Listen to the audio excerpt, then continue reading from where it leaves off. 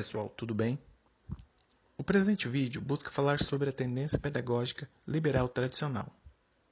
Ele foi pensado e elaborado pelos acadêmicos Euro Valenzuela, Raquel Cristaldo Silveira Valenzuela, Sabrina Guimarães Gomes Rezende dos Santos e Tânia dos Santos, do curso de Pedagogia da Universidade Federal do Mato Grosso do Sul.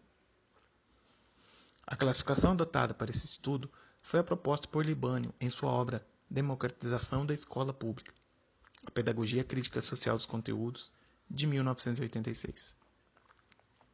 O autor nos ensina que, utilizando como critério a posição que adotam em relação aos condicionantes sociopolíticos da escola, as tendências pedagógicas foram classificadas em liberais e progressista, conforme quadro a seguir. A pedagogia liberal seria dividida em tradicional, renovada progressista, renovada não diretiva e tecnicista. Já a pedagogia progressista seria dividida em libertadora, libertária e crítico-social dos conteúdos. Nesta microaula, trataremos da tendência pedagógica liberal tradicional e pretendemos cumprir os seguintes objetivos: verificar os fundamentos da pedagogia liberal tradicional, compreender a tendência pedagógica tradicional sobre os seguintes aspectos: papel da escola, conteúdos de ensino, métodos de ensino, relacionamento professor-aluno, pressupostos de aprendizagem, manifestações na prática escolar. E ainda, vamos realizar uma análise crítica sobre a tendência pedagógica tradicional pelo grupo. Por pedagogia liberal, Libânio nos ensina que ela não tem o sentido de democrático, aberto, avançado, mas como defesa do sistema capitalista e o liberalismo proposto por Adam Smith. A pedagogia liberal sustenta a ideia de que a escola tem por função preparar os indivíduos para o desempenho de papéis sociais, de acordo com as aptidões individuais. Essa proposta, embora difunda a ideia de igualdade de oportunidades, não leva em conta a desigualdade de condições do aluno. Bem, o papel da escola na tendência liberal tradicional consiste na preparação intelectual e moral dos alunos para assumir sua posição na sociedade. O compromisso da escola é com a cultura, já os problemas sociais pertencem à sociedade. O caminho cultural em direção ao saber é o mesmo para todos os alunos, desde que se esforcem. Assim, esses alunos devem ser capazes de lutar para superar suas dificuldades e conquistar o seu lugar de prestígio na sociedade. Para a pedagogia liberal tradicional, os conteúdos de ensino são os conhecimentos e valores sociais acumulados pelas gerações adultas e repassados aos alunos como verdades. As matérias de estudo visam preparar o aluno para a vida, são determinadas pela sociedade e ordenadas na legislação vigente. Os conteúdos são separados da experiência do aluno e das realidades sociais, valendo pelo valor intelectual, razão pela qual a pedagogia tradicional é criticada como intelectualista e, às vezes, como enciclopédica. Quanto à metodologia de ensino da tendência pedagógica liberal tradicional, ela baseia-se na exposição verbal da matéria ou demonstração. Tanto a exposição quanto a análise são feitos pelo professor, observados os seguintes passos: A. Preparação do aluno, que seria a definição do trabalho, recordação da matéria anterior, despertar interesse. B. A apresentação, que é o realce dos pontos-chave e demonstração.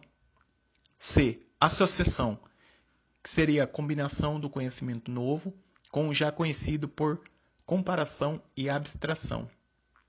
D. Generalização, dos aspectos particulares chega-se ao conceito geral. Isso é a exposição sistematizada.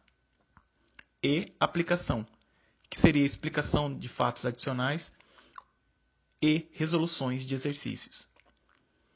A ênfase nos exercícios, na repetição de conceitos ou fórmulas, na memorização, visa disciplinar a mente e formar hábitos.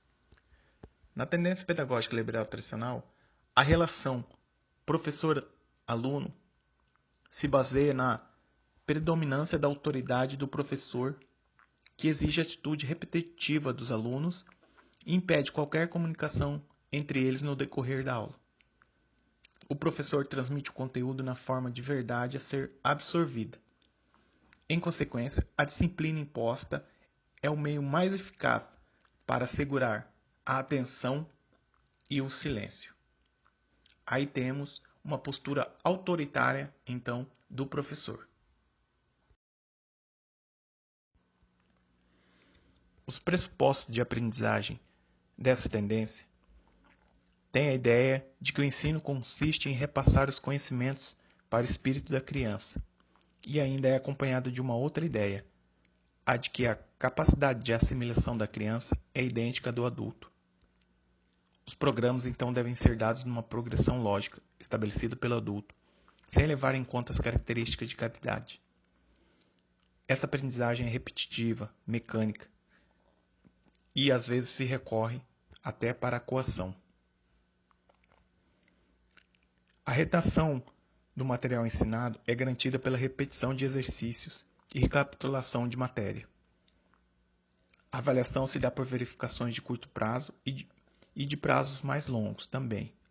O reforço é, em geral, negativo, como por exemplo com punição, notas baixas, apelo aos pais, e às vezes é positivo, como as classificações. As manifestações na prática escolar da pedagogia liberal tradicional ainda é viva e atuante em nossas escolas. Na descrição apresentada aqui, inclui-se as escolas religiosas ou leigas, que adotam uma orientação clássica humanista ou uma orientação humano-científica, sendo que essa se aproxima mais do modelo de escola predominante em nossa história educacional. Bem, após o estudo do texto utilizado como referência, que é de Libânio, 1986, sobre a tendência pedagógica liberal tradicional, ao assistirmos às videoaulas disponibilizadas na matéria de didática e discussão em grupo, chegamos à conclusão que o ensino desse tipo de tendência é intelectualista, enciclopédico. A aprendizagem se dá pela memorização. A criança é erroneamente encarada como um adulto, e a punição é utilizada como recurso de promoção da disciplina. O centro desta tendência é o professor, que é muitas das vezes autoritário. O aluno é então um aluno passivo, porque geralmente as aulas são expositivas. O foco dessa tendência é o conhecimento intelectual, né? Então precisamos estar aprendendo sim esta tendência, mas estarmos avançando no conhecimento de outras tendências.